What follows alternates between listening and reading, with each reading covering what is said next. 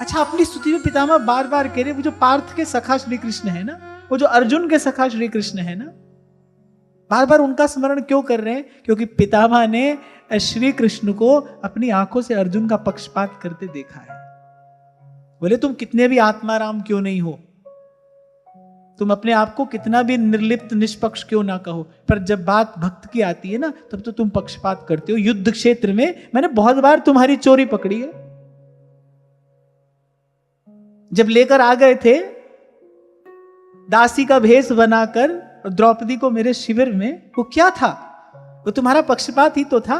छलिया छलने को आया है, पितामह ने पकड़ लिया था ना। द्रौपदी से यही तो पूछा था, बेटा तूने आशीर्वाद तो मुझसे ले लिया, पर मुझे ये बता तुझे लाने वाला कहाँ है?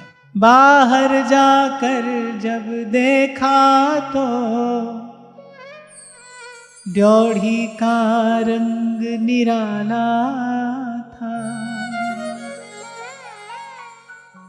पीतांबर का घूंघट ओढ़े वहां खड़ा बांसुरी वाला था। पितामह कह रहे बूढ़ा होने को आया है, पर अब तक गई नहीं चोरी, और नित नई नीतियां रचता है, इसकी चोरी उसकी चोरी। बार बार पितामह आगे पूरी स्तुति में बार बार पितामह कहेंगे पार्थ सखा जो श्री कृष्ण है, वो जो अर्जुन के सखा श्री कृष्ण है। कहने का तात्पर्य वो जो भक्त वत्सल भगवान है ना, जो भक्त के लिए अपना मान सम्मान भी छोड़ देते हैं। तभी तो पहले कहा महाराज युधिष्ठिर से, अरे एक बार ज्ञान की दृष्टि से देखो ये कौन है। आत्मा रामाय शांताय कैवल्यपतये नमः। ये प्रकृति से परे आदि पुरुष भगवान, सब ऐश्वर्य के स्वामी, स्वयं काल भी जिनसे भयभीत रहता है, ये वो परम कारण, सर्वेश्वर, जगन नियंता, जगदाधार। और देखो तुमने इनसे क्या क्या कार्य कराए, कभी इनको दूत बनाया, कभी मंत्री बनाया, अरे अपने रथ का सारथी तक बना लिया, और ये भी बन गए।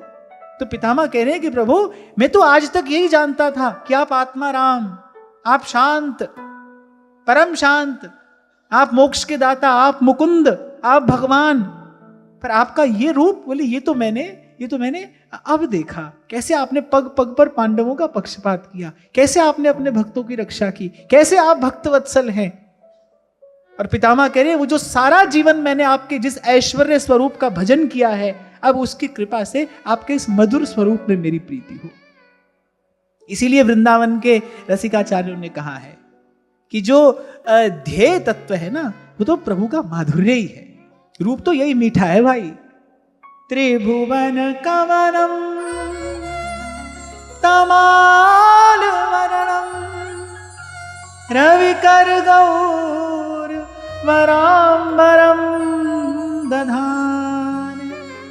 कह रहे वो आपका मुख कमल, और उस मुख कमल पे जैसे कमल पे भंवरे मंडराते हैं, ऐसी वो आपकी काली घुंघराली अलकावली आपके मुख कमल पर जैसे छाई रहती है, आपकी वो अलकें लटकती रहती है, जैसे भंवरा कमल पुष्प के आसपास ही मंडराता रहता है, ऐसी वो आपकी काली घुंघराली अलकें आवृत्त किए रहती हैं आपके कमल के समान मुख चंद्र को, मुख कमल को।